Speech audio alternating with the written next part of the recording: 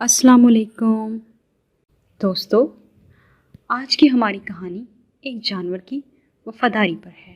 یہ کہانی پرانی ہونے کے ساتھ ساتھ سچی بھی ہے۔ یہ بات مغلوں کے دور کی ہے۔ آخری مغل بادشاہ بہادر شاہ ظفر کا ایک ہاتھی تھا۔ نام تھا اس کا مولا بخش۔ یہ ہاتھی اپنے مالک کا بے حد وفادار تھا۔ ہاتھی خاصا بوڑھا تھا مگر تھا بہت صحت مند۔ بہادر شاہ ظفر سے پہلے بھی کئی بادشاہوں کو سواری کروا چکا تھا۔ فطرتاً شریر اور شوق تھا، ہر وقت مست رہتا تھا، اپنے محاوت کے سوا کسی کو پاس نہ آنے دیتا تھا۔ یہ ہاتھی کھیلنے کا بڑا شیدائی تھا۔ قلعے کے قریب بچے اس کے گرد اکٹھے ہو جاتے اور مولا بخش ان کے ساتھ ساتھ کھیلتا رہتا۔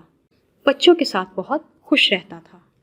جس دن بچے نہ آتے اس دن شور مچاتا، مجبوراً محاوت بچوں کو بلا کر لاتا۔ ویسے تو بہت شوق ہاتھی تھا، لیکن جب بادشاہ کی سواری کا موقع آتا تو بہت مؤدب اور سنجیدہ ہو جاتا۔ جب تک بادشاہ صحیح طرح سے بیٹھ نہ جاتے کھڑا نہ ہوتا تھا۔ 1857 میں جب انگریز قلعہ پر قابض ہوئے اور بہادر شاہ ظفر نے ہمایوں کے مقبرے میں پناہ لی تو مولا بخش بہت اداس ہو گیا۔ بادشاہ سے بچھڑنے کا اسے اتنا غم ہوا کہ اس نے کھانا پینا بھی چھوڑ دیا۔ قلعے کے نئے انگریز انچارج سینڈرس کو یہ خبر ملی تو اس نے لڈو اور کچوریوں سے بھرے ٹوکرے منگوائے اور ہاتھی کے سامنے رکھ دیے۔ ہاتھی نے اپنی سونڈ سے وہ تمام ٹوکرے اٹھا کر پھینک دیے۔ سینڈرس کو غصہ آ گیا کہ یہاں تو ہاتھی بھی باغی ہے۔ اس نے ہاتھی کی نیلامی کا حکم دے دیا۔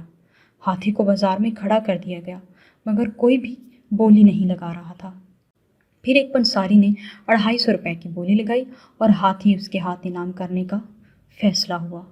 محاوت نے یہ دیکھ کر کہا، مولا بخش، ہم دونوں نے بادشاہ کی بہت غلامی کر لی، اب تو تجھے ہلدی بیچنے والے کے دروازے پر جانا پڑے گا۔ یہ سننا تھا کہ ہاتھی دھم سے زمین پر گرا اور مر گیا۔